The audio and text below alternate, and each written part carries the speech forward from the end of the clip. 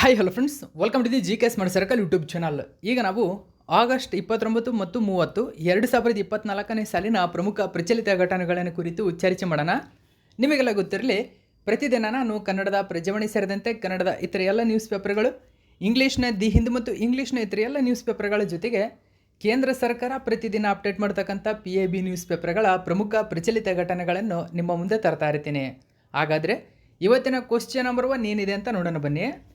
ಇತ್ತೀಚೆಗೆ ಕೆಳಗಿನ ಯಾವ ದೇಶದ ಬಾಹ್ಯಾಕಾಶ ಸಂಶೋಧನಾ ಸಂಸ್ಥೆಯು ಮೀಥೇನ್ ಹೊರಸೂಸುವಿಕೆಯನ್ನು ಪತ್ತೆ ಹಚ್ಚಲು ಟಾನೇಜರ್ 1 ಎಂಬ ಉಪಗ್ರಹವನ್ನು ಉಡಾವಣೆ ಮಾಡಿದೆ? ಸರಿಯಾಗಿರ್ತಕ್ಕಂಥ ಉತ್ತರ ಆಪ್ಷನ್ ನಂಬರ್ 2 ನಾಸಾ. ನೋಡಿ, ನಾಸಾ ಇದೀಗ ಟನಾಜರ್ ಅಂತ ಕರಿತೀವಿ. ಓಕೆ, ಸೊ ಟನೇಜರ್ 1 ಎಂಬತಕ್ಕಂಥದ್ದು ಒಂದು ಉಪಗ್ರಹವಾಗಿದೆ.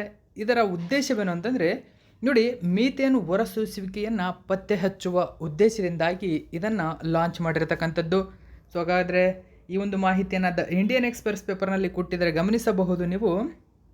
ಟನಾಜರ್ 1 ಎಂಬುದು ನೋಡಿ ನಾಸಾ ಲಾಂಚ್ ಮಾಡಿರ್ತಕ್ಕಂಥ ಒಂದು ಸ್ಯಾಟಲೈಟ್ ಆಗಿದೆ. ಸೊ ಇದೊಂದು ನೋಡಿ ಟ್ರ್ಯಾಕ್ ಮೀಥೇನ್ ಎಮಿಷನ್ಸ್, ನೋಡಿ ಮೀಥೇನ್ ಹೊರಸೂಸುವಿಕೆಯನ್ನು ಪತ್ತೆ ಹಚ್ಚುವ ಉದ್ದೇಶದಿಂದಾಗಿ ಲಾಂಚ್ ಮಾಡಲಾಗಿದೆ. ಸೊ ಇಲ್ಲಿ ಹೈಲೈಟ್ ಏನಿದೆ ಅಂತಕ್ಕಂಥದ್ದು ತುಂಬಾ ಇಂಪಾರ್ಟೆಂಟ್ ಆಗುತ್ತೆ ಎಕ್ಸಾಮ್ಗೆ. ಹೆಚ್ಚಿನ ಮಾಹಿತಿ ನ್ಯೂಸ್ ಪೇಪರಲ್ಲಿ ಏನಿದೆ ಅಂತ ಗಮನಿಸಿ ನೀವು. ನೋಡಿ, ಇತ್ತೀಚೆಗೆ ನಾಸಾ ಮೀಥೇನ್ ಹೊರಸೂಸುವಿಕೆಯನ್ನು ಪತ್ತೆ ಹಚ್ಚಲು ಉಪಗ್ರಹವನ್ನು ಉಡಾವಣೆ ಮಾಡಿದೆ. ಹಾಗಾದರೆ ಈ ಟನೇಜರ್ ಉಪಗ್ರಹದ ಬಗ್ಗೆ ನಾವು ನೋಡೋದಾದರೆ, ಉಡಾವಣಾ ವಾಹನ ಯಾವುದು? ಹಾಗಾದರೆ ನೋಡಿ, ಸ್ಪೇಸ್ ಎಕ್ಸ್ನ ಫಾಲ್ಕನ್ 9 ರಾಕೆಟ್ನ ಮೂಲಕ ಇದನ್ನು ಉಡಾವಣೆ ಮಾಡಲಾಗಿದೆ. ಹಾಗಾದರೆ ಉಡಾವಣಾ ತಾಣ ಯಾವುದು ಅಂತ ಕೇಳಿದರೆ, ಕ್ಯಾಲಿಫೋರ್ನಿಯಾದಲ್ಲಿ, ಅಂದರೆ ಅಮೆರಿಕದ ಕ್ಯಾಲಿಫೋರ್ನಿಯಾದಲ್ಲಿ ಕಂಡುಬರ್ತಕ್ಕಂಥ ವ್ಯಾಂಡೆನ್ಬರ್ಗ್ ಸ್ಪೇಸ್ ಫೋರ್ಸ್ ಬೇಸ್ನಿಂದ ಇದನ್ನು ಲಾಂಚ್ ಮಾಡಲಾಗಿದೆ. ಸ್ಪೇಸ್ ಎಕ್ಸ್ನ ಫಾಲ್ಕನ್ 9 ರಾಕೆಟ್ ಇದನ್ನು ಲಾಂಚ್ ಮಾಡಿದೆ ಎಂಬುದು ಇಂಪಾರ್ಟೆಂಟ್ ಆಗುತ್ತೆ. ಹಾಗಾದರೆ ಇದರ ಅಭಿವೃದ್ಧಿ ಸಹಯೋಗ ನೋಡೋದಾದರೆ, ನಾಸಾದ ಜೆಟ್ ಪ್ರೊಪಲ್ಷನ್ ಲ್ಯಾಬೊರೇಟರಿ ಮತ್ತು ಇತರ ಪಾಲುದಾರರು ಜಂಟಿಯಾಗಿ ಅಭಿವೃದ್ಧಿಪಡಿಸಿದ್ದಾರೆ. ಇದರ ಉದ್ದೇಶವೇನು? ನೋಡಿ, ಇದರ ಪ್ರಾಥಮಿಕ ಉದ್ದೇಶ ಪ್ರಮುಖವಾಗಿ ಇಂಗಾಲದ ಡೈಆಕ್ಸೈಡ್ ಅಂದರೆ CO2, ಮೀಥೇನ್ CH4 ಹೊರಸೂಸುವಿಕೆಗಳ ಪತ್ತೆ ಹಚ್ಚುವುದು ಇದರ ಪ್ರಮುಖ ಉದ್ದೇಶವಾಗಿದೆ. ಪರಿಸರದ ಗಮನ, ಜಾಗತಿಕ ತಾಪಮಾನ ಏರಿಕೆಗೆ ಗಣನೀಯವಾಗಿ ಕೊಡುಗೆ ನೀಡುವ ಪ್ರಮುಖ ಹಸಿರುಮನೆ ಅನಿಲಗಳೆಲ್ಲ ಗುರಿಯಾಗಿಸುವುದು ಇದರ ಪ್ರಮುಖ ಗುರಿಯಾಗಿದೆ. ಇದರ ವ್ಯಾಪ್ತಿ ನೋಡಿ, ಪ್ರತಿದಿನ 130,000 ಚದುರ ಕಿಲೋಮೀಟರ್ಗಳಲ್ಲಿ ಹೊರಸೂಸುವಿಕೆಯನ್ನು ಮೇಲ್ವಿಚಾರಣೆ ಮಾಡುವ ಸಾಮರ್ಥ್ಯವನ್ನು ಹೊಂದಿದೆ. ಸೊ ಎಲ್ಲ ಮಾಹಿತಿ ಆ 1ನೇ ಕ್ವಶನ್ಗೆ ಸಂಬಂಧಪಟ್ಟಿದೆ. ನಾವೀಗ 2ನೇ ಕ್ವಶನ್ ನೋಡೋಣ. 2024ನೇ ಸಾಲಿನ ಪ್ರತಿಷ್ಠಿತ 8ನೇ ಆವೃತ್ತಿಯ ಪುರುಷರ ಏಷ್ಯನ್ ಹಾಕಿ ಚಾಂಪಿಯನ್ಸ್ ಟ್ರೋಫಿ 2024 ಯಾವ ದೇಶವು ಆಯೋಜಿಸುತ್ತದೆ? ನೋಡಿ, 8ನೇ ಆವೃತ್ತಿಯದ್ದು men's Asian hockey champion trophy ಅಂತ ಕರಿತೀವಿ. ನೋಡಿ, ಮೆನ್ಸ್ ಅಂದರೆ ಪುರುಷರ Asian hockey champions trophy. So ಯಾವ ದೇಶ ಆಯೋಜನೆ ಮಾಡುತ್ತದೆ ಅಂತ ಕೇಳ್ತಾರೆ. ಸರಿಯಾಗಿರತಕ್ಕಂಥ ಉತ್ತರ ಚೀನಾ. ಓಕೆ, ಆಪ್ಷನ್ ನಂಬರ್ 2 ಸರಿಯಾಗಿದೆ. ಚೀನಾ ದೇಶ ಆಯೋಜನೆ ಮಾಡುತ್ತಿದೆ ಈ ವರ್ಷ. ಗಮನಿಸಬಹುದು ಇದಕ್ಕೆ, ಅಂದರೆ Harmanpreet to lead as Indian hockey Hamburgs. ಗಮನಿಸಿ, ಸೊ ಈ ವರ್ಷದ ಈ ಒಂದು ಏನಿದೆ ಕ್ರೀಡಾಕೂಟಕ್ಕೆ ಹರ್ಮನ್ಪ್ರೀತ್ ಸಿಂಗ್ ಏನಿದ್ದಾರೆ, ಸೊ ಇವರು ಲೀಡ್ ಮಾಡಲಿದ್ದಾರೆ, ಅಂದರೆ ಭಾರತದ ಹಾಕಿ ತಂಡದ ನಾಯಕತ್ವವನ್ನು ವಹಿಸಿಕೊಳ್ಳಲಿದ್ದಾರೆ. ಇದು ತುಂಬಾ ಇಂಪಾರ್ಟೆಂಟು, ಯಾರು ನಾಯಕತ್ವವನ್ನು ವಹಿಸಿಕೊಳ್ಳಲಿದ್ದಾರೆ ಎಂಬುದು. ಓಕೆ, ಹಾಕಿ ಇಂಡಿಯಾ 8ನೇ ಪುರುಷರ ಏಷ್ಯನ್ ಟ್ರೋಫಿ 2024ಗಾಗಿ ಹರ್ಮನ್ಪ್ರೀತ್ ಸಿಂಗ್ ನೇತೃತ್ವದ ಹೊಸ ರೂಪದ ರಾಷ್ಟ್ರೀಯ ಪುರುಷರ ಹಾಕಿ ತಂಡವನ್ನು ಪ್ರಕಟಿಸಿದೆ. 8ನೇ ಪುರುಷರ Asian champions trophy 2024 people's republic of ಚೀನಾದ ಉಲನ್ಬುರ್ ಸಿಟಿನಲ್ಲಿ 17 ಸೆಪ್ಟೆಂಬರ್ 2024 ನಡೆಯಲಿದೆ. 2023ರಲ್ಲಿ ಚೆನ್ನೈನಲ್ಲಿ ನಡೆದ 7ನೇ ಆವೃತ್ತಿಯನ್ನು ಗೆದ್ದಿರುವ ಭಾರತವು ಪುರುಷರ ಏಷ್ಯನ್ ಚಾಂಪಿಯನ್ಸ್ ಟ್ರೋಫಿಯ ಹಾಲಿ ತಂಡವಾಗಿದೆ. ಹಾಗಾದರೆ 2023ನೇ ಸಾಲಿನ 7ನೇ ಆವೃತ್ತಿಯ ಈ ಒಂದು ಪುರುಷರ Asian champions trophy hockey India, ನೋಡಿ ಹಾಕಿ ಪುರುಷರ ಏಷ್ಯನ್ ಚಾಂಪಿಯನ್ಸ್ ಟ್ರೋಫಿಯನ್ನು ಭಾರತ ಹಾಲಿ ಚಾಂಪಿಯನ್ ಆಗಿದೆ ಎಂಬುದು ತುಂಬಾ ಇಂಪಾರ್ಟೆಂಟ್ ಆಗುತ್ತೆ. ಸೊ 2023ರಲ್ಲಿ ಆಯೋಜನೆ ಮಾಡಿದಂಥ ದೇಶ ಭಾರತ, ಅದು ಚೆನ್ನೈನಲ್ಲಿ ನಡೆದಿತ್ತು ಎಂಬುದು ಗಮನಿಸಿ. ತಂಡದ ಉಪನಾಯಕರಾಗಿ ಮಿಡ್ಫೀಲ್ಡರ್ ಆಗಿರತಕ್ಕಂಥ ವಿವೇಕ್ ಸಾಗರ್ ಪ್ರಾಸರ್ ಅವರು ಆಯ್ಕೆಯಾಗಿದ್ದರೆ, ಭಾರತ ತಂಡದ ಮುಖ್ಯ ಕೋಚ್ ಆಗಿ ಕ್ರೇಗ್ ಫುಲ್ಟನ್ ರವರು ಆಯ್ಕೆಯಾಗಿದ್ದಾರೆ. ನೋಡಿ, ಕ್ರೇಗ್ ಫುಲ್ಟನ್ ರವರು 8ನೇ ಏಷ್ಯನ್ ಹಾಕಿ ಚಾಂಪಿಯನ್ಸ್ ಟ್ರೋಫಿಯಲ್ಲಿ ವೇಳಾಪಟ್ಟಿ ಮತ್ತು ತಂಡಗಳನ್ನು ನಾವು ನೋಡೋದಾದರೆ, ನೋಡಿ ತಂಡಗಳು ಎಷ್ಟು ಭಾಗವಹಿಸಿದ್ವು ಎಂಬುದು ತುಂಬಾ ಇಂಪಾರ್ಟೆಂಟ್ ಆಗುತ್ತೆ. ಮೊನ್ನೆ KS ಎಕ್ಸಾಮ್ ನಡೀತು. ಸೊ ಆ ಒಂದು ಎಕ್ಸಾಮ್ನಲ್ಲಿ ಈ ರೀತಿಯಾಗಿರ್ತಕ್ಕಂಥ ಕ್ವಶನ್ಗಳನ್ನು ಕೇಳಿದ್ರು. ಓಕೆ, ನೋಡಿ ಪುರುಷರ ಚಾಂಪಿಯನ್ಸ್ ಟ್ರೋಫಿ 6 ರಾಷ್ಟ್ರಗಳ ಹಾಕಿ ಪಂದ್ಯಾವಳಿಯಾಗಿದ್ದು, ನೋಡಿ ಹಾಕಿ ಪಂದ್ಯಾವಳಿ 6 ರಾಷ್ಟ್ರಗಳ ಹಾಕಿ ಪಂದ್ಯಾವಳಿ, ಇದು ತುಂಬಾ ಇಂಪಾರ್ಟೆಂಟ್ ಆಗುತ್ತೆ. ಹಾಗಾದರೆ 6 ರಾಷ್ಟ್ರಗಳು ಇದರಲ್ಲಿ ಭಾಗವಹಿಸ್ತಾ ಇದ್ದಾವೆ. ಇದರಲ್ಲಿ 6 ಅಗ್ರ ಶ್ರೇಯಾಂಕದ ಏಷ್ಯನ್ ಹಾಕಿ ತಂಡಗಳು ಭಾಗವಹಿಸಲಿವೆ. 8ನೇ ಆವೃತ್ತಿಯಲ್ಲಿ ಮುಖ್ಯವಾಗಿ ಚೀನಾ, ಭಾರತ, ಜಪಾನ್, ದಕ್ಷಿಣ ಕೊರಿಯಾ, ಮಲೇಷಿಯಾ, ಪಾಕಿಸ್ತಾನ ದೇಶಗಳು ಭಾಗವಹಿಸಲಿವೆ. ಓಕೆ, ಸೊ ಹಾಗಾದರೆ ಪುರುಷರ ಏಷ್ಯನ್ ಹಾಕಿ ಚಾಂಪಿಯನ್ಸ್ ಟ್ರೋಫಿಯ ಬಗ್ಗೆ ನಾವು ತಿಳ್ಕೊಳ್ಳೋದಾದರೆ, ಪುರುಷರ ಏಷ್ಯನ್ ಹಾಕಿ ಚಾಂಪಿಯನ್ಸ್ ಟ್ರೋಫಿಯನ್ನು 2011ರಿಂದ ಏಷ್ಯನ್ ಹಾಕಿ ಫೆಡರೇಷನ್ ಆಯೋಜಿಸ್ತಾ ಬಂದಿದೆ. ಪುರುಷರ ಏಷ್ಯನ್ ಹಾಕಿ ಚಾಂಪಿಯನ್ಸ್ ಟ್ರೋಫಿಯಲ್ಲಿ ಭಾರತವು ಇದುವರೆಗೂ 4 ಅಂದರೆ 2011, 2016, 2018, 2023 ಹೀಗೆ 4 ಬಾರಿ ಜಯದೊಂದಿಗೆ ಅತ್ಯಂತ ಯಶಸ್ವಿ ತಂಡ ಭಾರತ. ಸೊ 3 ಬಾರಿ ಗೆದ್ದಿರುವಂತಹ ಪಾಕಿಸ್ತಾನ 2ನೇ ಅತಿ ಪ್ರಮುಖವಾಗಿರ್ತಕ್ಕಂಥ ತಂಡ ಎಂಬ ಹೆಗ್ಗಳಿಕೆಯಲ್ಲಿದೆ. ಸೊ ಭಾರತ ಇಲ್ಲಿ ಯಶಸ್ವಿ ತಂಡವಾಗಿದೆ. 4 ಬಾರಿ ಗೆದ್ದಿರತಕ್ಕಂಥದ್ದು. 2011ರಲ್ಲಿ ಚೊಚ್ಚಲ ಬಾರಿಗೆ ಭಾರತ ಚಾಂಪಿಯನ್ ಆಗಿತ್ತು ಎಂಬುದು ಗಮನದಲ್ಲಿರಲಿ. ನೆಕ್ಸ್ಟ್ 3ನೇ ಕ್ವಶನ್ ನೋಡಿ, ಪ್ರಧಾನಮಂತ್ರಿ ಜನಧನ ಯೋಜನೆ ಅಂದರೆ PMJDY ತನ್ನ 10ನೇ ವಾರ್ಷಿಕೋತ್ಸವವನ್ನು ಆಗಸ್ಟ್ 28, 2024ರಂದು ಆಚರಿಸಿತು. ಹಾಗಾದರೆ ಈ ಯೋಜನೆ ಯಾವ ವರ್ಷ ಜಾರಿಗೆ ಬಂದಿದೆ? ಪ್ರಧಾನಮಂತ್ರಿ ಜನಧನ್ ಯೋಜನೆ ಹಾಗಾದರೆ ಯಾವಾಗ ಜಾರಿಗೆ ಬಂತು? ಆಪ್ಷನ್ ನಂಬರ್ 3 ಸರಿಯಾಗಿದೆ. ಆಗಸ್ಟ್ 28, 2024. ನೋಡಿ, ಆಗಸ್ಟ್ 28, 2014 ಸ್ನೇಹಿತರು, 2014 ಅಲ್ಲಿ ಜಾರಿಗೆ ಬಂದಿರತಕ್ಕಂಥದ್ದು. ಹಾಗಾದರೆ ಇದರ ಬಗ್ಗೆ ಹೆಚ್ಚಿನ ಮಾಹಿತಿ ನಾವು ನ್ಯೂಸ್ ಪೇಪರಲ್ಲಿ ಏನು ಕೊಟ್ಟಿದ್ರು ಅಂತ ನೋಡೋಣ. ನೋಡಿ, ವಿಶ್ವದ ಅತಿದೊಡ್ಡ ಹಣಕಾಸು ಸೇರ್ಪಡೆ ಕಾರ್ಯಕ್ರಮವಾದ ಪ್ರಧಾನಮಂತ್ರಿ ಜನಧನ ಯೋಜನೆ ಆಗಸ್ಟ್ 28, 2024ರಂದು 10 ವರ್ಷಗಳನ್ನು ಪೂರೈಸಿದೆ. ಪ್ರಧಾನಮಂತ್ರಿ ಜನಧನ ಯೋಜನೆಯನ್ನು ಭಾರತ ಸರ್ಕಾರವು 28 ಆಗಸ್ಟ್ 2014ರಂದು ಪ್ರಾರಂಭಿಸಿತು. ಹಾಗಾದರೆ ಈ ಒಂದು PMJDYನ ಇತಿಹಾಸವನ್ನು ಕುರಿತು ನಾವು ನೋಡೋದಾದರೆ, ಭಾರತ ಸರ್ಕಾರವು 2010ರಲ್ಲಿ ಸ್ವಾಭಿಮಾನ್ ಅಭಿಯಾನ, ಮೋಸ್ಟ್ ಇಂಪಾರ್ಟೆಂಟ್ ಆಗುತ್ತೆ, ಗಮನಿಸಬೇಕು. ಸ್ವಾಭಿಮಾನ್ ಅಭಿಯಾನವನ್ನು ತನ್ನ ಹಣಕಾಸು ಸೇರ್ಪಡೆಗಾಗಿ ರಾಷ್ಟ್ರೀಯ ಮಿಷನ್ ಆಗಿ ಪ್ರಾರಂಭಿಸಿತ್ತು. ಈ ಸ್ವಾಭಿಮಾನ್ ಮಿಷನ್ ಯೋಜನೆಯನ್ನೇ ನಂತರ ಪ್ರಧಾನಮಂತ್ರಿ ಜನಧನ ಯೋಜನೆ ಎಂದು ಮರುನಾಮಕರಣ ಮಾಡಲಾಯಿತು. ಅಂದರೆ ಆಗಸ್ಟ್ 28, 2014 ಅಂತ ಮಾಡ್ಕೊಳ್ಳಿದ್ದು. 2014ರಂದು ಅಧಿಕೃತವಾಗಿ ಪ್ರಾರಂಭಿಸಲಾಯಿತು. ಹಾಗಾದರೆ ಈ ಜನಧನ ಯೋಜನೆ ಅಂದ್ರೇನು? ನೋಡಿ, ಜನಧನ ಯೋಜನೆ ಅಂದರೆ ದೇಶದ ಪ್ರತಿಯೊಬ್ಬರಿಗೂ ಎಲ್ಲ ಬಗೆಯ ಬ್ಯಾಂಕಿಂಗ್ ಸೌಲಭ್ಯಗಳನ್ನು ಕಲ್ಪಿಸುವುದೇ ಯೋಜನೆಯ ಮುಖ್ಯ ಮತ್ತು ಮೊದಲ ಗುರಿಯಾಗಿದೆ. ಬ್ಯಾಂಕ್ ಖಾತೆಯಿಂದ ಹಿಡಿದು ವಿಮೆ ಮತ್ತು ಕ್ರೆಡಿಟ್ ಕಾರ್ಡ್ ಕಲ್ಪಿಸುವುದು ಈ ಯೋಜನೆಯ ಪ್ರಮುಖ ಉದ್ದೇಶವಾಗಿದೆ. ನೋಡಿ, ಭಾರತದಲ್ಲಿ ಹಳ್ಳಿಗಳಲ್ಲಿ ವಾಸ ಮಾಡ್ತಕ್ಕಂಥ ಅತ್ಯಂತ ಕಡು ಬಡತನ ಮತ್ತು ಬಡತನದಲ್ಲಿರ್ತಕ್ಕಂಥವರು ಸುಮಾರು ಜನ ಬ್ಯಾಂಕ್ ಖಾತೆಯನ್ನು ಹೊಂದಿಲ್ಲ. ಆದರೆ ಜನಧನ ಖಾತೆ ಅಡಿಯಲ್ಲಿ ಅವರು 0 ಅಕೌಂಟ್ನ ಮೂಲಕ ಬ್ಯಾಂಕ್ ಖಾತೆಯನ್ನು ಹೊಂದಬಹುದು. ಅದರಲ್ಲಿ ಅವರು ಅಮೌಂಟನ್ನು ಸ್ಟೋರ್ ಮಾಡಬಹುದು.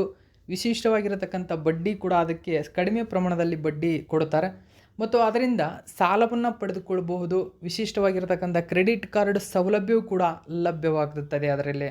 ಸೊ ಆ ಕಾರಣಕ್ಕಾಗಿ ಇದೊಂದು 0 ಅಕೌಂಟ್ ಬ್ಯಾಲೆನ್ಸ್ ಆಗಿರುವುದರಿಂದ ಜನಧನ ಯೋಜನೆ ಇದರ ಮೂಲ ಉದ್ದೇಶವೇನು?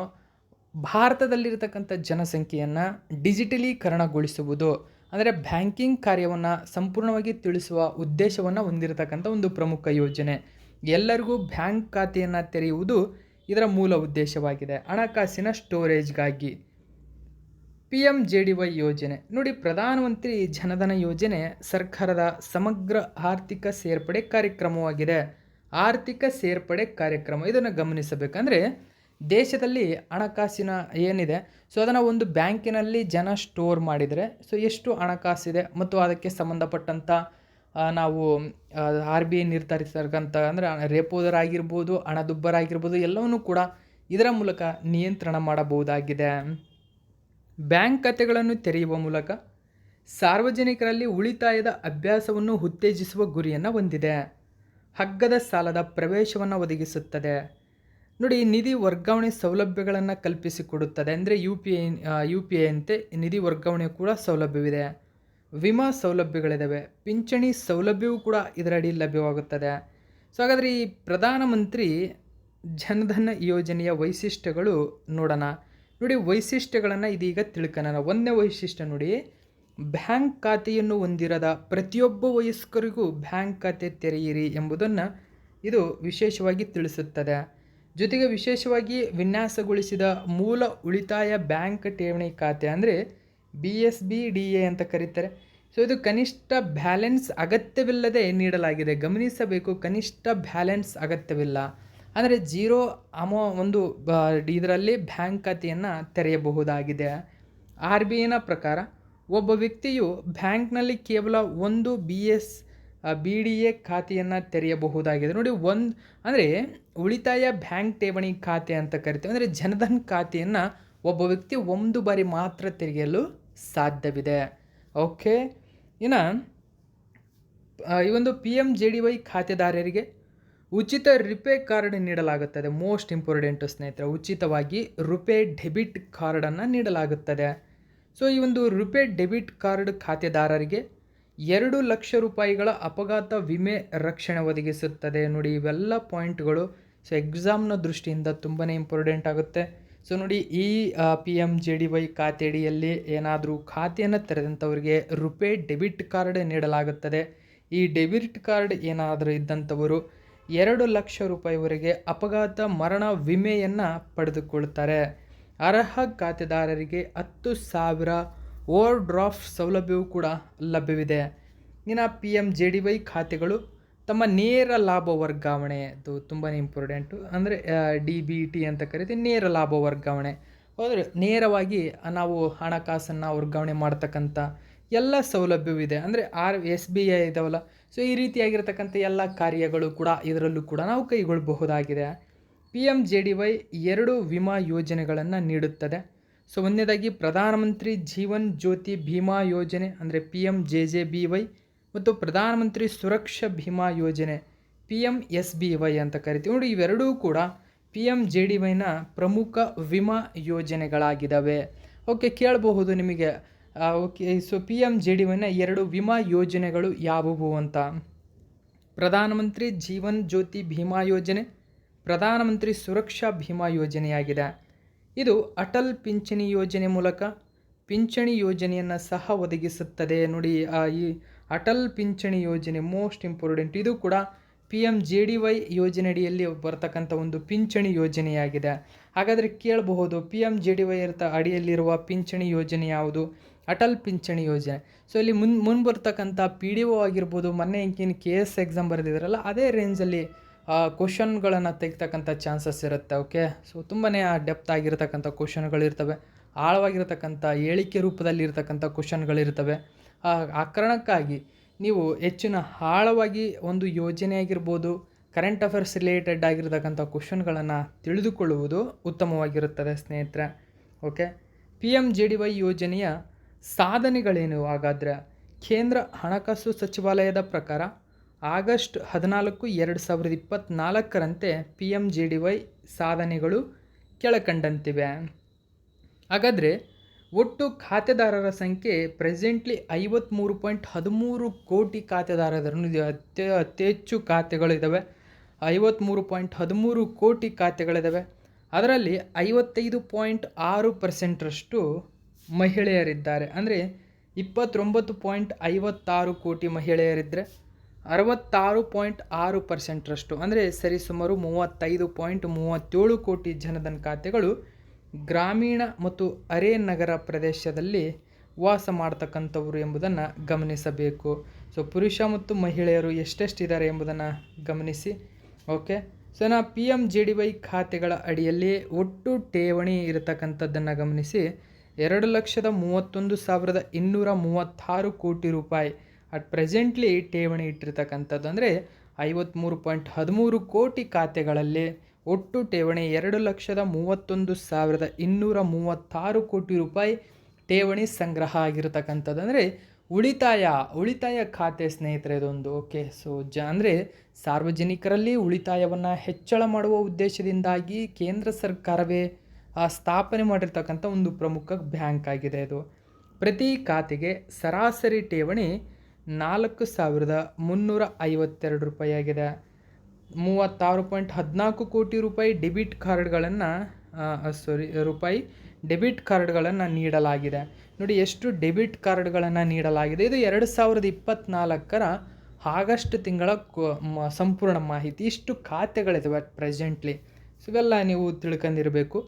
ಇತರೆ ಸಂಗತಿಗಳು ನೋಡಿ ಇಲ್ಲಿ ಮುಖ್ಯವಾಗಿ ಇತರೆ ಸಂಗತಿಗಳಲ್ಲಿ ಕೇರಳ ರಾಜ್ಯದ ಎರ್ನಾಕುಲಂ ಏನಿದೆ 100% ಆರ್ಥಿಕ ಒಳಗೊಳ್ಳುವಿಕೆಯನ್ನು ಸಾಧಿಸಿದ ಭಾರತದ ಮೊಟ್ಟ ಮೊದಲ ಜಿಲ್ಲೆಯಾಗಿದೆ. ನೋಡಿ PMJDY ಅಡಿಯಲ್ಲಿ 100% ಒಂದು ಸಾಧನೆ ಮಾಡಿರ್ತಕ್ಕಂಥ ಜಿಲ್ಲೆ ಕೇರಳ ರಾಜ್ಯದ ಎರ್ನಾಕುಲಂ. 2007ರಲ್ಲಿ 100% ಆರ್ಥಿಕ ಒಳಗೊಳ್ಳುವಿಕೆಯನ್ನು ಸಾಧಿಸಿದ ಮೊದಲ ರಾಜ್ಯ ಕೇರಳವಾಗಿದೆ. ಸೊ ಹಾಗಾದರೆ ಈ ಒಂದು PMJDYನ ಸ್ಲೋಗನ್ ನೋಡಿ, ಮೇರಾ ಖಾತಾ ಭಾಗ್ಯ ವಿಧಾತ ಎಂಬುದು ಇದರ ಪ್ರಮುಖ ಸ್ಲೋಗನ್ ಆಗಿದೆ. ಓಕೆ, ನೆಕ್ಸ್ಟ್ 4ನೇ ಕ್ವಶನ್ ನೋಡೋಣ. ಭಾರತದಲ್ಲಿ ರಾಷ್ಟ್ರೀಯ ಕ್ರೀಡಾ ದಿನ ನ್ಯಾಷನಲ್ ಸ್ಪೋರ್ಟ್ಸ್ ಡೇ ಯಾವ ದಿನಾಂಕದಂದು ಆಚರಿಸಲಾಗುತ್ತದೆ? ಆಗಸ್ಟ್ 29 ಧ್ಯಾನ್ ಚಂದ್ ಅವರ ದಿನವಾಗಿದೆ. ಸೊ ಇಂಡಿಯನ್ ಎಕ್ಸ್‌ಪ್ರೆಸ್ ಪೇಪರ್ನಲ್ಲಿ ಒಂದು ಮಾಹಿತಿ ಕೊಟ್ಟಿದ್ದರು. 2012ರಿಂದ ಈ ಪಾಯಿಂಟ್ ಇಂಪಾರ್ಟೆಂಟ್ ಆಗುತ್ತೆ. ಪ್ರತಿ ವರ್ಷ 2012ರಿಂದ ದೇಶವು ಆಗಸ್ಟ್ 29 ರಾಷ್ಟ್ರೀಯ ಕ್ರೀಡಾ ದಿನವನ್ನಾಗಿ ಆಚರಿಸ್ತಾ ಬಂದಿದೆ. ಈ ದಿನವು ವಿಶ್ವದ ಶ್ರೇಷ್ಠ ಹಾಕಿ ಆಟಗಾರರಲ್ಲಿ ಒಬ್ಬರಾದ ಮೇಜರ್ ಧ್ಯಾನ್ ಚಂದ್ ಅವರನ್ನು ಗೌರವಿಸುತ್ತದೆ. ಹಾಕಿ ಮಹಾಂತ್ರಿಕ ಎಂದು ಕರೆಯಲಾಗುತ್ತದೆ ಅವ್ರನ್ನ. ಆಗಸ್ಟ್ 29ರಂದು ಮೇಜರ್ ಧ್ಯಾನ್ ಚಂದ್ ಅವರ ಜನ್ಮದಿನವಾಗಿದೆ. ಅವರ ಮಾಂತ್ರಿಕ ಹಾಕಿ ಸ್ಟಿಕ್ ಏನಿದೆ 1928 ಆಮ್ಸ್ಟರ್ಡ್ಯಾಮ್, 1932ರ ಲಾಸ್ ಏಂಜಲೀಸ್, 1936ರ ಬರ್ಲಿನ್ ಬೇಸಿಗೆ ಒಲಿಂಪಿಕ್ಸ್ನಲ್ಲಿ ಭಾರತಕ್ಕೆ ಚಿನ್ನದ ಪದಕವನ್ನು ಗಳಿಸುವಲ್ಲಿ ಪ್ರಮುಖ ಪಾತ್ರ ವಹಿಸಿತು. ನೋಡಿ 28, 32, 36. ಸೊ ಅಲ್ಲಿ ಒಲಿಂಪಿಕ್ಸ್ನಲ್ಲಿ ಬೇಸಿಗೆ ಒಲಿಂಪಿಕ್ಸ್ನಲ್ಲಿ ಚಿನ್ನದ ಪದಕವನ್ನು ಕೊಟ್ಟಿರ್ತಕ್ಕಂಥವ್ರು ಮೇಜರ್ ಧ್ಯಾನ್ ಚಂದ್ ಚೊಚ್ಚಲ ಬಾರಿಗೆ.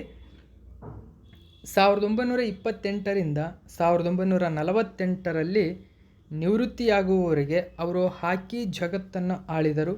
ಅವರಿಗೆ ಹಾಕಿ ವಿಜಾರ್ಡ್ ಮತ್ತು ದಿ ಮ್ಯಾಜಿಷಿಯನ್ ಎಂಬ ಅಡ್ಡ ಹೆಸರುಗಳಿದ್ದವು. ನೋಡಿ, ಹಾಕಿ ವಿಜಾರ್ಡ್ ಮತ್ತು ದಿ ಮ್ಯಾಜಿಷಿಯನ್ ಅಂತ ಕರೀತಾರೆ, ಅಡ್ಡ ಹೆಸರುಗಳು. ಅವರು 185 ಪಂದ್ಯಗಳಲ್ಲಿ ಭಾರತವನ್ನು ಪ್ರತಿನಿಧಿಸಿದರು ಮತ್ತು ಈ ಅವಧಿಯಲ್ಲಿ 400 ಗೋಲುಗಳನ್ನು ಗಳಿಸಿದರು. ಧ್ಯಾನ್ ಚಂದ್ ಅವರು 1956ರಲ್ಲಿ ಭಾರತೀಯ ಸೇನೆಯ ಪಂಜಾಬ್ ರೆಜಿಮೆಂಟ್ನಲ್ಲಿ ಮೇಜರ್ ಆಗಿ ನಿವೃತ್ತರಾದರು. ನೋಡಿ, ಅವರ ನಿವೃತ್ತಿಯ ಕಾಲದಲ್ಲಿ ಯಾವ ಉದ್ಯೋಗವನ್ನು ಅವರು ಕೈಗೊಂಡಿದ್ದರು ಅಂತ ನಿಮಗೆ ಕ್ವಶನ್ ಕೇಳಬಹುದು. ಓಕೆ, ಪಂಜಾಬ್ ರೆಜಿಮೆಂಟ್ನಲ್ಲಿ ಮೇಜರ್ ಆಗಿದ್ದರು. 1956ರಲ್ಲಿ ಅವರಿಗೆ ಈ ಹುದ್ದೆಯನ್ನು ಕೊಡಲಾಗಿತ್ತು. ಅವಾಗ ನಿವೃತ್ತಿಯನ್ನು ಘೋಷಣೆ ಮಾಡಿದರು. ಓಕೆ, 400 ಗೋಲುಗಳನ್ನು ಬಾರಿಸಿದ್ದಾರೆ ಎಂಬುದು ತುಂಬಾ ಇಂಪಾರ್ಟೆಂಟು. ತಮ್ಮ 74ನೇ ವಯಸ್ಸಿನಲ್ಲಿ 1979ರಲ್ಲಿ ಅವರು ನಿಧನ ಹೊಂದಿದರು. ಮೇಜರ್ ಧ್ಯಾನ್ ಚಂದ್ ಅವರಿಗೆ ಗೌರವಗಳು ಮತ್ತು ಪ್ರಶಸ್ತಿ ನಾವು ನೋಡೋದಾದರೆ, ಮೇಜರ್ ಧ್ಯಾನ್ ಚಂದ್ ಅವರಿಗೆ ನೋಡಿ 1956ರಲ್ಲಿ ಭಾರತದ 3ನೇ ಅತ್ಯುನ್ನತ ನಾಗರಿಕ ಪ್ರಶಸ್ತಿಯಾದ ಪದ್ಮಭೂಷಣ ನೀಡಲಾಯಿತು. ಅವರ ಗೌರವಾರ್ಥವಾಗಿ ಭಾರತ ಸರ್ಕಾರ ಅಂಚೆ ಚೀಟಿಯನ್ನು ಬಿಡುಗಡೆ ಮಾಡಿತ್ತು. ಈ ಮೂಲಕ ಹಾಕಿ ಆಟಗಾರರೊಬ್ಬರಿಗೆ ಅಂಚೆ ಚೀಟಿಯನ್ನು ಬಿಡುಗಡೆ ಮಾಡಿರುವುದು ಏಕೈಕ ವ್ಯಕ್ತಿ ಅಂತ ಕರೀತೀವಿ. ಅಂದರೆ ಹಾಕಿ ಇತಿಹಾಸದಲ್ಲಿ ಭಾರತದಲ್ಲಿ ಹಾಕಿಗಾಗಿ ಒಬ್ಬ ವ್ಯಕ್ತಿಗೆ ಅಂಚೆ ಚೀಟಿಯನ್ನು ಬಿಡುಗಡೆ ಮಾಡಿರ್ತಕ್ಕಂಥದ್ದು ಅದೇ ಮೊದಲಾಗಿದೆ. ಭಾರತ ಸರ್ಕಾರವು 2002ರಲ್ಲಿ ಕ್ರೀಡೆಯಲ್ಲಿನ ಜೀವಮಾನದ ಸಾಧನೆಗಾಗಿ ಮೇಜರ್ ಧ್ಯಾನ್ ಚಂದ್ ಪ್ರಶಸ್ತಿಯನ್ನು ಸ್ಥಾಪಿಸಿತು. ಕ್ರೀಡೆಯ ಉತ್ತೇಜನಕ್ಕಾಗಿ ವ್ಯಕ್ತಿಗಳು ನೀಡಿದ ಕೊಡುಗೆಗಾಗಿ ಇದನ್ನು ನೀಡಲಾಗುತ್ತದೆ. ಮೇಜರ್ ಧ್ಯಾನ್ ಚಂದ್ ಖೇಲ್ ರತ್ನ ಪ್ರಶಸ್ತಿಯನ್ನು ಮೊದಲು ರಾಜೀವ್ ಗಾಂಧಿ ಖೇಲ್ ರತ್ನ ಪ್ರಶಸ್ತಿ ಎಂದು ಕರೆಯಲಾಗುತ್ತಿತ್ತು. ಇದನ್ನು ಮೇಜರ್ ಧ್ಯಾನ್ ಚಂದ್ ಅವರನ್ನು ಗೌರವಿಸಲು 2021ರಲ್ಲಿ ಮರುನಾಮಕರಣ ಮಾಡಲಾಯಿತು. ಇದು ಕ್ರೀಡಾ ಕ್ಷೇತ್ರದಲ್ಲಿ ಭಾರತ ಸರ್ಕಾರ ನೀಡುವ ಅತ್ಯುನ್ನತ ಗೌರವವಾಗಿದೆ. 4 ವರ್ಷಗಳ ಕಾಲ ಕ್ರೀಡೆಯಲ್ಲಿನ ಅತ್ಯುತ್ತಮ ಪ್ರದರ್ಶನಕ್ಕಾಗಿ ಖೇಲ್ ರತ್ನವನ್ನು ಕೂಡ ನೀಡಲಾಗುತ್ತದೆ. ಇವೆಲ್ಲವೂ ಕೂಡ ಇಂಪಾರ್ಟೆಂಟ್ ಆಗುತ್ತೆ. 5ನೇ ಕ್ವಶನ್ ನೋಡಿ, ಇತ್ತೀಚೆಗೆ ಕೆಳಗಿನ ಯಾವ ರಾಜ್ಯ ಸರ್ಕಾರವು ಮಹಿಳೆಯರಿಗಾಗಿ ಸುಭದ್ರಾ ಯೋಜನೆಯನ್ನು ಪ್ರಾರಂಭಿಸಿದೆ? ಸರಿಯಾದಂಥ ಉತ್ತರ ಒಡಿಶಾ ಸರ್ಕಾರ. ಆಪ್ಷನ್ ನಂಬರ್ 1 ಸರಿಯಾಗಿದೆ, ಒಡಿಶಾ. ಸೊ ಗಮನಿಸಿ, launch of Subhadra by PM Modi in Odisha to made a grand affairs. So ಇಲ್ಲಿ ಗಮನಿಸಬಹುದು, ಇದನ್ನು ಲಾಂಚ್ ಮಾಡಿರ್ತಕ್ಕಂಥದ್ದು ಪ್ರಧಾನಮಂತ್ರಿ ನರೇಂದ್ರ ಮೋದಿಯವರು ಲಾಂಚ್ ಮಾಡಿದ್ದಾರೆ. ಸೊ ಆ ಕಾರಣಕ್ಕಾಗಿ ಗಮನಿಸಬಹುದು. ಹಾಗಾದರೆ ಈ ಸುಭದ್ರಾ ಯೋಜನೆಯನ್ನು ಯಾರು ಲಾಂಚ್ ಮಾಡಿದರು ಅಂತ ಕೇಳ್ತಕ್ಕಂಥ ಚಾನ್ಸಸ್ ಇರುತ್ತೆ. ಪ್ರಧಾನಿ ನರೇಂದ್ರ ಮೋದಿಯವರು ಲಾಂಚ್ ಮಾಡಿದ್ದಾರೆ. ಓಕೆ ನೋಡಿ, ಒಡಿಶಾ ಸರ್ಕಾರ ಸುಭದ್ರಾ ಯೋಜನೆಗೆ ಪ್ರಧಾನಿ ಮೋದಿ ಚಾಲನೆ ನೀಡಿದರು. ಓಕೆ, ಸೊ ಒಡಿಶಾದ ಮೋಹನ್ ಚರಣ್ ಮಾಂಜಿ ಸರ್ಕಾರವು ಮಹಿಳೆಯರಿಗಾಗಿ ತನ್ನ ಮಹತ್ವಾಕಾಂಕ್ಷೆಯ ಸಮಾಜ ಕಲ್ಯಾಣ ಕಾರ್ಯಕ್ರಮ ಸುಭದ್ರಾ ಯೋಜನೆಯನ್ನು ಪ್ರಕಟಿಸಿದೆ. 2024 ಸೆಪ್ಟೆಂಬರ್ 17ರಂದು ಬರುವ ಅವರ ಜನ್ಮದಿನದಂದು ಪ್ರಧಾನಿ ನರೇಂದ್ರ ಮೋದಿ ಅವರು ಯೋಜನೆಯನ್ನು ಪ್ರಾರಂಭಿಸುತ್ತಾರೆ ಎಂದು ಮೋಹನ್ ಚರಣ್ ಮಾಂಜಿ ಘೋಷಣೆ ಮಾಡಿದ್ದಾರೆ. ಓಕೆ, ಸೊ ಯೋಜನೆ 2024-25ರಿಂದ 28-29ರವರೆಗೆ ಇರಲಿದೆ. 6ನೇ ಕ್ವಶನ್ ನೋಡಿ, ಇತ್ತೀಚೆಗೆ ಅಂತಾರಾಷ್ಟ್ರೀಯ ಕ್ರಿಕೆಟ್ನಿಂದ ನಿವೃತ್ತಿ ಘೋಷಿಸಿದ ಡೇವಿಡ್ ಮಲಾನ್ ಕೆಳಗಿನ ಯಾವ ದೇಶಕ್ಕೆ ಸೇರಿದವರು? ಇಂಗ್ಲೆಂಡ್. ಆಪ್ಷನ್ ನಂಬರ್ 3 ಸರಿಯಾಗಿದೆ. ಸೊ ನೋಡಿ, ಇಂಗ್ಲೆಂಡ್ನ ಪ್ರಖ್ಯಾತ ಬ್ಯಾಟರ್ ಆಗಿರ್ತಕ್ಕಂಥ ಮಲಾನ್ ರಿಟೈರ್ಡ್ ಆಗಿದ್ದಾರೆ. ಸೊ ಇಂಟರ್ನ್ಯಾಷನಲ್ ಕ್ರಿಕೆಟ್ಗೆ ನಿವೃತ್ತಿಯನ್ನು ಘೋಷಣೆ ಮಾಡಿದ್ದಾರೆ ಸ್ನೇಹಿತರೆ. ಅದರ ಜೊತೆಗೆ ವೆಸ್ಟ್ ಇಂಡೀಸ್ನ ಶನಾನ್ ಗೇಬ್ರಿಯಲ್ ಮತ್ತು ಇಂಗ್ಲೆಂಡಿನ ಡೇವಿಡ್ ಮಲಾನ್ ಅಂತಾರಾಷ್ಟ್ರೀಯ ಕ್ರಿಕೆಟ್ಗೆ ನಿವೃತ್ತಿ ಘೋಷಣೆ ಮಾಡಿದ್ದಾರೆ. ಇವರಿಬ್ಬರು ನಿವೃತ್ತಿಯನ್ನು ಘೋಷಣೆ ಮಾಡಿದ್ದಾರೆ. ನೋಡಿ, ವೆಸ್ಟ್ ಇಂಡೀಸ್ನ ಶನಾನ್ ಗೇಬ್ರಿಯಲ್ ಇವರು ಕೂಡ ಅತ್ಯಂತ ಪ್ರಮುಖ ವ್ಯಕ್ತಿಯಾಗಿದ್ದಾರೆ ಕ್ರಿಕೆಟ್ ಜಗತ್ತಿನಲ್ಲಿ. ಶನಾನ್ ಗೇಬ್ರಿಯಲ್ ತುಂಬಾ ವಿವಾದಾಸ್ಪದ ಕೂಡ ಅವರ ಹೆಸರಿನಲ್ಲಿದೆ. ಸೊ ಇಂಗ್ಲೆಂಡ್ ದೇಶದ ಡೇವಿಡ್ ಮಲಾನ್ ಕೂಡ ನಿವೃತ್ತಿ ಘೋಷಿಸಿದ್ದಾರೆ. ಆದಾಗ್ಯೂ ಇಬ್ಬರು ಆಟಗಾರರು ದೇಶೀಯ ಕ್ರಿಕೆಟ್ ಮತ್ತು ವಿಶ್ವದಾದ್ಯಂತ T20 ಫ್ರಾಂಚೈಸ್ ಲೀಗನ್ನು ಆಡುತ್ತಾರೆ. ಶನಾನ್ ಗೇಬ್ರಿಯಲ್ 2019ರಲ್ಲಿ ಇಂಗ್ಲಿಷ್ ಆಟಗಾರ ಜೋ ರೂಟ್ ವಿರುದ್ಧ ಹೋಮೋಫೋಬಿಕ್ ಹೇಳಿಕೆ ನೀಡಿದ ನಂತರ ಅವರನ್ನು 4 ODIಗಳಿಗೆ ನಿಷೇಧಿಸಲಾಯಿತು. 37 ವರ್ಷದ ಇಂಗ್ಲೆಂಡ್ ಬ್ಯಾಟ್ಸ್ಮನ್ ಆಗಿರತಕ್ಕಂಥ ಡೇವಿಡ್ ಮಲಾನ್ ಅಂತಾರಾಷ್ಟ್ರೀಯ ಕ್ರಿಕೆಟಿಗೆ ನಿವೃತ್ತಿ ಘೋಷಿಸಿದ್ದಾರೆ. ಅಂತಾರಾಷ್ಟ್ರೀಯ ಕ್ರಿಕೆಟ್ನ ಟೆಸ್ಟ್, ODIಗಳು, T20 ಇಂಟರ್ನ್ಯಾಷನಲ್ ಎಲ್ಲ 3 ಸ್ವರೂಪಗಳಲ್ಲಿ ಶತಕಗಳನ್ನು ಗಳಿಸಿದ ಇಬ್ಬರು ಇಂಗ್ಲಿಷ್ ಬ್ಯಾಟ್ಸ್ಮನ್ಗಳಲ್ಲಿ ಮಲಾನ್ ಕೂಡ ಒಬ್ಬರು, ಮತ್ತೊಬ್ಬರು ಜೋಶ್ ಬಟ್ಲರ್. 7ನೇ ಕ್ವಶನ್ ನೋಡೋಣ. ಇತ್ತೀಚೆಗೆ ಕೇಂದ್ರ ರಕ್ಷಣಾ ಸಚಿವಾಲಯವು ಕೆಳಗಿನ ಯಾವ ದೇಶದಿಂದ 73,000 ಸಿಗ್ 716 ರೈಫಲ್ಗಳ ಖರೀದಿಸಲು ಒಪ್ಪಂದ ಮಾಡಿಕೊಂಡಿದೆ? ನೋಡಿ, ಸರಿಸುಮಾರು ಈ ರೈಫಲ್ಗಳ ಸಂಖ್ಯೆ 73,000. ಓಕೆ, 73,000 ಸಿಗ್ 716 ಅಂತ ಕರಿತೀವಿ. ಓಕೆ, ಸೊ ಗಮನಿಸಬಹುದು, ಸಿಗ್ 716 ರೈಫಲ್ಗಳನ್ನು ತರಿಸ್ಕೊಳ್ತಾ ಇದೆ. ಯಾವ ದೇಶದಿಂದ ಅಂದರೆ ಅಮೇರಿಕಾ. ಆಪ್ಷನ್ ನಂಬರ್ 2 ಸರಿಯಾಗಿದೆ. ಸೊ ಗಮನಿಸಿ, Indian army orders fresh batch of 70K Sig Sauer 716 rifle from US. Okay, so ಅಮೇರಿಕದಿಂದ ಆರ್ಡರ್ ಮಾಡಿರ್ತಕ್ಕಂಥದ್ದು. ಇದರ ಬಗ್ಗೆ ಹೆಚ್ಚಿನ ಮಾಹಿತಿ ನಾವು ತಿಳ್ಕೊಳ್ಳೋಣ. ಇತ್ತೀಚೆಗೆ ಕೇಂದ್ರ ರಕ್ಷಣಾ ಸಚಿವಾಲಯವು ಅಮೇರಿಕ ದೇಶದ ಸಿಗ್ ಸೌರ್ನಿಂದ 73,000 ಸಿಗ್ 716 ರೈಫಲ್ಗಳ ಖರೀದಿಸಲು ಒಪ್ಪಂದ ಮಾಡಿಕೊಂಡಿದೆ. ಹಾಗಾದರೆ ಈ ರೈಫಲ್ಗಳ ಬಗ್ಗೆ ಮಾಹಿತಿಯನ್ನು ತಿಳ್ಕೊಳ್ಳೋಣ. ಇದು ಅಮೇರಿಕನ್ ನಿರ್ಮಿತ ನೋಡಿ ಸ್ವಯಂ ಚಾಲಿತ ಅಸಾಲ್ಟ್ ರೈಫಲ್ ಆಗಿದೆ. ನೋಡಿ, ಅಮೇರಿಕ ದೇಶ ನಿರ್ಮಿತ ಸ್ವಯಂ ಚಾಲಿತ ಅಸಾಲ್ಟ್ ರೈಫಲ್ ಆಗಿದೆ, ಅಂದರೆ ಆಟೋಮ್ಯಾಟಿಕ್ ಅಸಾಲ್ಟ್ ರೈಫಲ್ ಆಗಿದೆ ಇದು. ಇದನ್ನು ಯುನೈಟೆಡ್ ಸ್ಟೇಟ್ಸ್ ಬಂದೂಕು ತಯಾರಿಕಾ ಆಗಿರತಕ್ಕಂಥ ಸಿಗ್ ಸೌರ್ ಎಂಬತಕ್ಕಂಥ ಕಂಪನಿ ತಯಾರಿಸಿದೆ. ಭಾರತದಲ್ಲಿ ಸೈನ್ಯವು 6716 ಅನ್ನು ತನ್ನ ಶ್ರೇಣಿಯಲ್ಲಿ ವ್ಯಾಪಕವಾಗಿ ಸಂಯೋಜಿಸುತ್ತದೆ ಇನ್ನು ಮುಂದೆ. ಓಕೆ, ಸೊ ಇದು 600 ಮೀಟರ್ಗಳಲ್ಲಿ ಗುರಿಗಳನ್ನು ಶೂಟ್ ಟು ಕೂಲ್ ಮಾಡಲು ಉದ್ದೇಶಿಸಲಾಗಿದೆ. ರೈಫಲ್ಗಳು ಉನ್ನತ ಶಕ್ತಿಯ 7.62 ಇಂಟು 51 ಮಿಲಿಮೀಟರ್ ಕ್ಯಾಲಿಬರನ್ನು ಹೊಂದಿದ್ದು, ಪ್ರಸ್ತುತ ಭಾರತೀಯ ಸಶಸ್ತ್ರ ಪಡೆಗಳ ಸೇವೆಯಲ್ಲಿರುವ ಇನ್ಸಾಸ್ ಮತ್ತು AK-47 ರೈಫಲ್ಗಳಿಗಿಂತ ಹೆಚ್ಚಿನ ವ್ಯಾಪ್ತಿ ಮತ್ತು ಹೆಚ್ಚಿನ ಮಾರಕತೆಯನ್ನು ಹೊಂದಿವೆ. ನೋಡಿ, ಅತ್ಯಂತ ಸುಧಾರಿತವಾಗಿರತಕ್ಕಂಥ ಒಂದು ರೈಫಲ್ಗಳಿವು. ನೆಕ್ಸ್ಟ್ ನಾವು 8ನೇ ಕ್ವಶನ್ ನೋಡೋಣ. ಇತ್ತೀಚೆಗೆ ಸುದ್ದಿಯಲ್ಲಿರುವ ಇಡೀ ಕೇರಳ ರಾಜ್ಯಾದ್ಯಂತ ಏಕಾಏಕಿ ಏರಿಕೆಯಾಗಿರುವ ಲೆಫ್ಟೋಸ್ಪಿರೋಸಿಸ್ಗೆ ಸಂಬಂಧಿಸಿದಂತೆ ಕೆಳಗಿನ ಹೇಳಿಕೆ ಯಾವ ಸರಿಯಾಗಿದೆ? ನೋಡಿ, ಲೆಫ್ಟೋಸಿರೋಸಿಸ್ ಅಂತ ಕರಿತೀವಿ, ತುಂಬಾ ಇಂಪಾರ್ಟೆಂಟ್ ಆಗುತ್ತೆ. ಸರಿಯಾದಂಥ ಉತ್ತರ ಇದಕ್ಕೆ, ಇದು ಬ್ಯಾಕ್ಟೀರಿಯಾದಿಂದ ಹರಡ್ತಕ್ಕಂಥ ಒಂದು ಕಾಯಿಲೆಯಾಗಿದೆ. ನೋಡಿ, ಬ್ಯಾಕ್ಟೀರಿಯಾದಿಂದ ಹರಡುವ ಒಂದು ಕಾಯಿಲೆಯಾಗಿದೆ. ಸೊ ಇದನ್ನು ಗಮನಿಸಬಹುದು ನೀವು. ನೋಡಿ, leptospirosis also known as rat fever. ನೋಡಿ, ಇದನ್ನು ಇಲಿ ಜ್ವರ ಅಂತ ಕೂಡ ಕರೀತಾರೆ. ನೋಡಿ, ಇಲಿಯಿಂದ ಬರ್ತಕ್ಕಂಥ ಒಂದು ಜ್ವರವಾಗಿದೆ. So is caused by a type of bacteria ಅಂತ ಕರೀತಾರೆ. ನೋಡಿ, bacteria in the urine of animals. ಇಲ್ಲಿ ಗಮನಿಸಬಹುದು. ಸೊ ಇದನ್ನು ರ್ಯಾಟ್ ಫೀವರ್ ಅಂತ ಕರೀತಾರೆ. ಸೊ ಲೆಫ್ಟೋಸಿರೋಸಿಸ್ ಏಕಾಏಕಿ ಏರಿಕೆಯಾಗಿರ್ತಕ್ಕಂಥದ್ದು. ಸೊ ಇಲ್ಲಿ ನಿಫಾ ಒಂದು ಆರ್ಡರ್ ಇದೆ, ಅದರ ಹಿಂದೆ ಇರತಕ್ಕಂಥದ್ದು. ನೋಡಿ, ಕೇರಳ ಫೇಸ್ ಮಾಡ್ತಾ ಇದೆ ನ್ಯೂ ಹೆಲ್ತ್ ಚಾಲೆಂಜ್ ಆಗಿದೆ ಇದೀಗ ಕೇರಳದಲ್ಲಿ. ಲೆಫ್ಟೋಸಿರೋಸಿಸ್ ಔಟ್ಬ್ರೇಕ್ ನೋಡಿ ಹೆಚ್ಚಳವಾಗಿರತಕ್ಕಂಥ ತೀವ್ರವಾಗಿದೆ ಎಂಬತಕ್ಕಂಥ ಮಾಹಿತಿಯನ್ನು ನ್ಯೂಸ್ ಪೇಪರಲ್ಲಿ ಕೊಟ್ಬಿಟ್ಟಿದ್ದಾರೆ. ಆಗಸ್ಟ್ 2024ರಲ್ಲಿ ಲೆಫ್ಟೋಸ್ಪೈರೋಸಿಸ್ ಏಕಾಏಕಿ ಕೇರಳದಾದ್ಯಂತ ಭೀಕರ ಪ್ರಮಾಣದಲ್ಲಿ ಏರಿಕೆಯಾಗಿದ್ದು ಸಾರ್ವಜನಿಕ ಆರೋಗ್ಯ ಕಾಳಜಿಯಾಗಿ ಹೊರಹೊಮ್ಮಿದೆ. ಹಾಗಾದರೆ ಇದು ಸಂಪೂರ್ಣ ಡೀಟೇಲ್ಸನ್ನು ತಿಳ್ಕೊಳ್ಳೋಣ ಲೆಫ್ಟೋಸ್ಪಿರೋಸಿಸ್ ಬಗ್ಗೆ. ನೋಡಿ, ಲೆಫ್ಟೋಸ್ಪಿರೋಸಿಸನ್ನು ಇಲಿ ಜ್ವರ ಎಂದು ಕರೆಯಲಾಗುತ್ತದೆ. ಅಪರೂಪದ ಬ್ಯಾಕ್ಟೀರಿಯಾದ ಸೋಂಕು ಇದು. ಜನರು ಮತ್ತು ಪ್ರಾಣಿಗಳ ಮೇಲೆ ಪರಿಣಾಮ ಬೀರುತ್ತದೆ.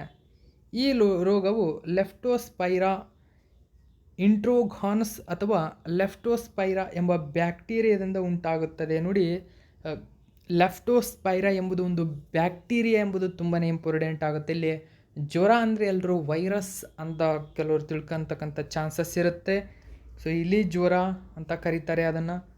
ಇದು ಉಷ್ಣವಲಯದ ಪ್ರದೇಶಗಳಲ್ಲಿ ಮತ್ತು ವಾರ್ಷಿಕ ಮಳೆಯೊಂದಿಗೆ ಬೆಚ್ಚನೆಯ ವಾತಾವರಣದಲ್ಲಿ ಹೆಚ್ಚು ಸಾಮಾನ್ಯವಾಗಿರುತ್ತದೆ. ರೋಗ ಪ್ರಸಾರ. ರೋಗದ ವಾಹಕಗಳು ದಂಶಕಗಳು ಗಮನಿಸಬಹುದು.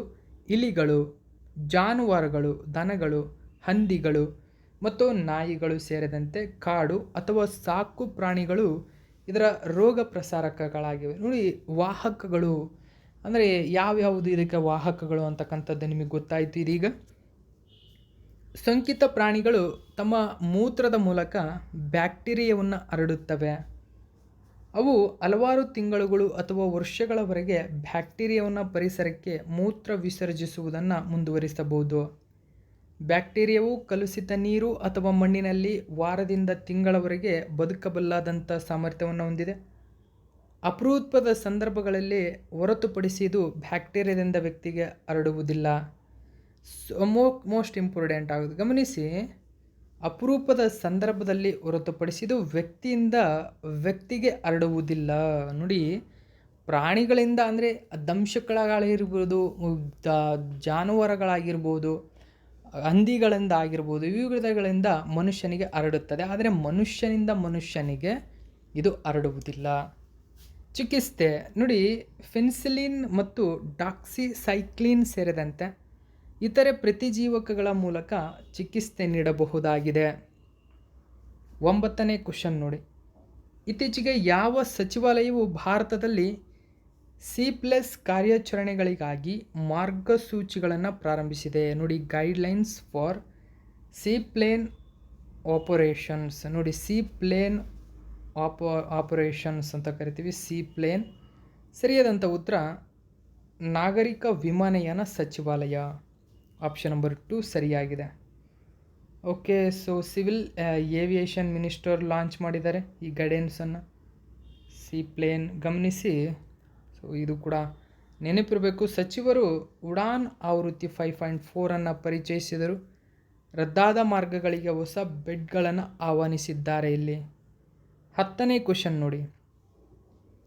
ಇತ್ತೀಚೆಗೆ ಭಾರತದಿಂದ ಮೊದಲ ಮಹಿಳಾ ರಾಷ್ಟ್ರೀಯ ರೇಸಿಂಗ್ ಚಾಂಪಿಯನ್ ಯಾರಾಗಿದ್ದಾರೆ? ನೋಡಿ, ಮೊಟ್ಟ ಮೊದಲ ಬಾರಿಗೆ ಭಾರತದಲ್ಲಿ ಮಹಿಳಾ ರಾಷ್ಟ್ರೀಯ ರೇಸಿಂಗ್ ಚಾಂಪಿಯನನ್ನು ಆಯೋಜನೆ ಮಾಡಲಾಗಿತ್ತು. ಸೊ ಈ ಚಾಂಪಿಯನಲ್ಲಿ ಮೊದಲ ಬಾರಿಗೆ ಡಯಾನಾ ಪುಂಡೋಲ್ ಎಂಬತಕ್ಕಂಥವ್ರು. Okay, so option number 2 Diana Pundole ಎಂಬತಕ್ಕಂಥವ್ರು ಚಾಂಪಿಯನ್ ಆಗಿದ್ದಾರೆ. ನೋಡಿ, meet Diana Pundole. So mother of 2. So who is the first woman ನೋಡಿ car racer to win the Indian national championships ಅಂತ ಕರಿತೀವಿ. ನೋಡಿ, ಇಂಡಿಯನ್ ನ್ಯಾಷನಲ್ ಚಾಂಪಿಯನ್ಶಿಪ್ ಆಗಿದ್ದಾರೆ. ಸೊ ಹೆಚ್ಚಿನ ಮಾಹಿತಿ ನ್ಯೂಸ್ ಪೇಪರಲ್ಲಿ ಏನಿದೆ ಅಂತ ನಾವು ನೋಡೋಣ. ನೋಡಿ, ಪುಣೆಯ ಶಿಕ್ಷಕಿ ಮತ್ತು ತಾಯಿ ಇವರು. ಓಕೆ, ಡಯಾನಾ ಪುಂಡೋಲ್.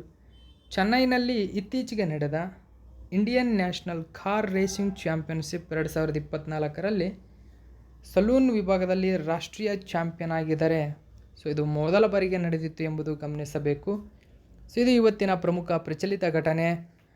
ಉಳಿದಂಥ ಮಾಹಿತಿಯೊಂದಿಗೆ ಮತ್ತೆ ನಿಮ್ಮನ್ನು ಭೇಟಿಯಾಗ್ತೀನಿ. Thank you so much for watching my video friends.